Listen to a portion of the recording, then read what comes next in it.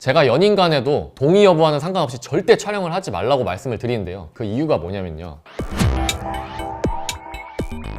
오늘은 불법 촬영죄라고도 불리는 카메라 등 이용 촬영죄에 대해서 말씀을 드리겠습니다. 소위 카찰죄는 성폭법 제정 당시부터 있었던 조항이고요. 카메라 등의 기계 장치를 이용해서 성적 욕망이나 수치심을 유발할 수 있는 사진이나 영상을 촬영하면 성립됩니다. 가장 흔하게는 화장실 등 공공장소에서의 몰카 범죄가 여기에 해당이 되고요. 가수 정준영 씨 사건이나 N번방 사건 등이 온 나라를 떠들썩하게 했었습니다. 특히 N번방 사건 같은 경우에는 워낙에 충격적인 사건이었기 때문에 그 이후 N번방 특별법이라고 하는 성폭법 개정안 등이 제정이 돼갖고 성폭법 카찰죄 또한 대폭 강화가 됐었는데요. 우선 촬영행위의 형량 자체가 강화된 것은 물론이고요. 이전과는 달리 촬영 당시에는 동의를 받아서 촬영한 영상이라고 하더라도 이걸 무단으로 반포, 게시, 상영 등을 하면 7년 이하 징역에 처해지고요. 당사자가 아니라도 이렇게 촬영된 불법 촬영물을 소지, 구입, 저장하기만 하더라도 3년 이하의 징역에 처해질 수 있습니다. 이런 건 아청, 성착취물하고 비슷하죠. 마지막으로 이런 영상물을 가지고 상대방을 협박이라도 하게 되면 1년 이상의 징역, 뭔가를 강요를 하게 되면 3년 이상의 징역에 처해질 수 있습니다. 우선 공공장소에서의 몰카부터 살펴보겠습니다. 가장 흔한 사례로는 길거리나 지하철역 등에서 지나가는 여성분들을 촬영하는 경우가 있죠. 카메라 각도를 아래에서 위로 해서 치마 속을 촬영하는 경우가 있고, 카메라 각도는 그냥 일반적인데 특정 부위를 부각해서 촬영하는 경우가 있는데요. 전자의 경우에는 특별히 살펴볼 것도 없이 카찰죄에 해당할 확률이 매우 높고요. 후자 같은 경우에는 여러 가지 상이한 판단 예들이 있어서 판단 기준이라는 게 명확하진 않습니다. 이런 신체 부위에 따른 판례상 판단 기준에 대해서는 다음에 따로 자세히 한번 다뤄보도록 하겠습니다. 그 다음으로는 연인 등의 관계에서 성관계 장면을 몰래 촬영을 하거나 촬영은 동의를 받아서 했더라도 무단으로 이걸 유포한 경우를 살펴보겠습니다. 제가 연인 간에도 동의 여부와는 상관없이 절대 촬영을 하지 말라고 말씀을 드리는데요. 그 이유가 뭐냐면요. 카찰죄로 문제가 돼서 저를 찾아오시는 분들 중에는 몰래 촬영을 했다가 그게 문제가 돼서 찾아오시는 경우도 있는데,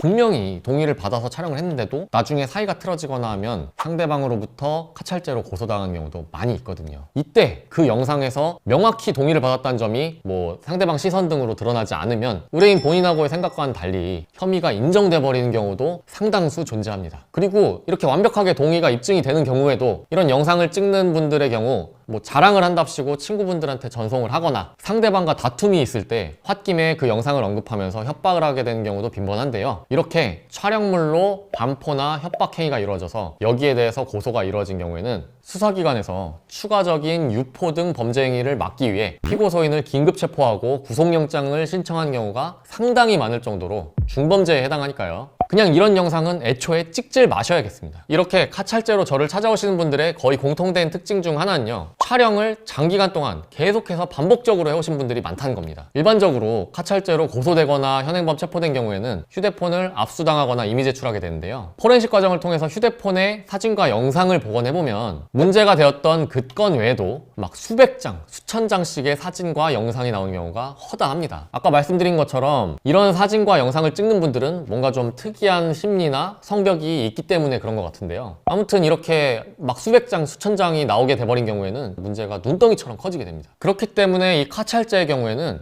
이런 휴대폰 포렌식 절차, 그 중에서도 선별 절차, 여기에 반드시 참여해서 입건 범위가 확대되는 것을 막는 게 최우선이 돼야 됩니다. 방금 말씀드린 것 같이 포렌식 과정에서 이 유사한 다른 카찰죄 증거들이 쏟아져 나온 경우에 이걸 별건으로 인지할 수 있냐 없냐, 정확히는 그런 별건의 증거에 대해 증거 능력이 인정되냐 아니냐에 대해서는 상반된 입장의 여러 판례들이 있습니다. 판례들끼리도 엇갈리는 상황이기 때문에 수사기관에서도 뭐 명확한 기준을 가지고 있진 못하고요. 수사 실무를 하는 입장에서도 수백 장, 수천 장의 사진과 영상을 일일이 분류하고 시간, 장소, 피해자를 특정하기가 쉬운 일이 아니기 때문에 변호인이 선별 절차에 적극적으로 참여한 경우에는 아무래도 의뢰인 혼자 참여하거나 아예 참여하지 않는 경우에 비해서 범위가 크게 달라질 수가 있습니다. 어떤 경우에는 의뢰인이 직접 찍은 게 아니라 어디서 다운받은 야동일 수도 있고요. 상대방 동의하에 찍은 영상을 단순히 소지만 한 경우도 있는데, 이런 경우는 명백히 혐의에서 제외가 돼야 되기 때문에 이 점 역시 유의하셔야 됩니다. 최근에 제가 수행한 사례에서도 의뢰인분이 지하철역에서 지나간 여성분들을 몰래 촬영을 하다가 이걸 본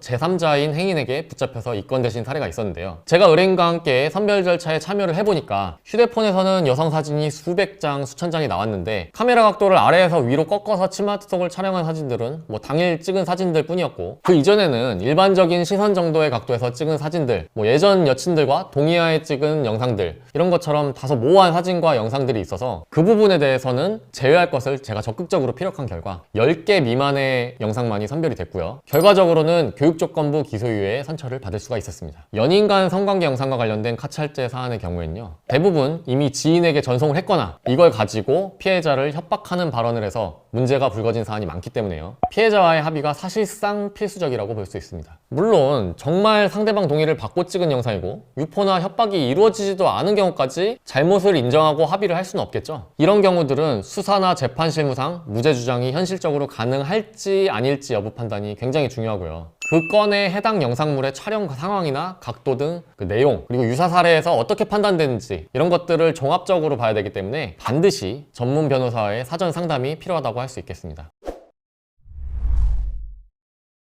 자, 그래서 오늘은 불법 촬영죄, 카찰죄에 대해 알아봤습니다. 여러분, 카메라로는 아는 사람, 옷 입은 사람만 찍는 겁니다. 오늘 말씀드린 내용과 관련한 궁금증은 아래 댓글로 남겨주셔도 되고요. 댓글에 제 연락처로 전화주시면 자세히 알려드리겠습니다. 오늘 영상 여기까지고요. 다음 영상도 알찬 내용으로 찾아뵙겠습니다. 영상이 유익하셨다면 구독과 좋아요 부탁드립니다. 끝까지 봐주셔서 감사합니다.